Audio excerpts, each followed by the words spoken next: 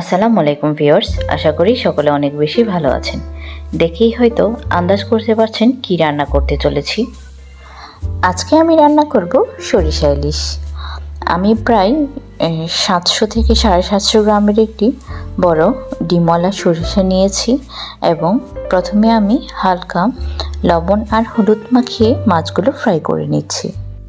যদিও কিনা সরিষা ইলিশের আসল টেস্ট হচ্ছে কাঁচা রান্না করায়, কিন্তু আমার বাসায় কেউ কাঁচা মাছ খেতে পছন্দ করে না, তাই এভাবে একটু হালকা ভেজে তারপরে রান্না করব।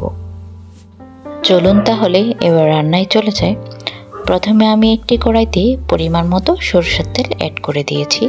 তারপর আমি 4 টেবিল চামচ পরিমাণ পেঁয়াজ বাটা অ্যাড করেছি এবং 6 থেকে 8 টেবিল চামচ আমি সরিষা বাটা অ্যাড করে দিয়েছি। এই পর্যায়ে আমি মশলাটুকু খুব ভালোভাবে কষিয়ে নিব। তারপরে আমি 1 চামচ পরিমাণ লাল মরিচ গুঁড়ো, 1 চামচ পরিমাণ হলুদ গুঁড়ো এবং হালকা লবণ অ্যাড করে দিয়েছি। পরবর্তীতে প্রয়োজন মতো আমি অ্যাড করে দিব। মশলাগুলো ভালো মতো কষে আসলে এই পর্যায়ে আমি ভেজে রাখা সরিষা ইলিশ দিয়ে দিব এবং খুব অল্প আঁচে আমি এই রান্নাটি সম্পূর্ণ করব। এখানে আমি কোনো প্রকার পানি অ্যাড করিনি। সরিষা ব্লেন্ডার করার সময় যেটুকু পানি ছিল ওটাই আমি এখানে অ্যাড করে দিয়েছি।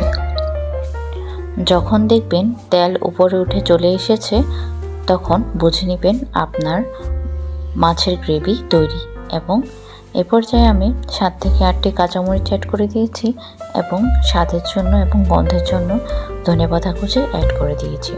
তৈরি হয়ে গেল আমার সরিষা ইলিশ। কেমন হয়েছে অবশ্যই কমেন্ট করে জানাবেন এবং রেসিপিটি ভালো লাগলে বাসায় ট্রাই করবেন।